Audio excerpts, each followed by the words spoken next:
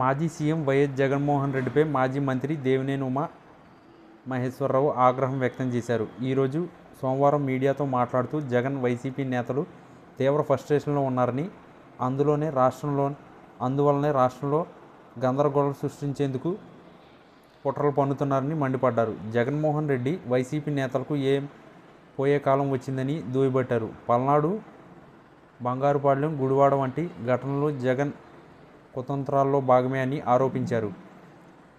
అహంకారం, మదం ఒడ్లు బలుపుతో చంద్రబాబు నాయుడు వయసుపై స్పీకర్ అయ్యన్న, కొల్లు రవీంద్రపై పిచ్చికోతలు కూస్తున్నారని మండిపడ్డారు. వైసీపీ నేతలకు ప్రజల్లోకి వెళ్లే దమ్ము ధైర్యం లేక పార్టీ మీటింగులు, ప్రెస్ మీట్లు పెట్టి పిచ్చికోతలు కూస్తున్నారు. ఇటువంటి మాటలు మాట్లాడి జైల్లో పెడితే సానుభూతి పొందవచ్చని అనుకుంటున్నారని మండిపడ్డారు.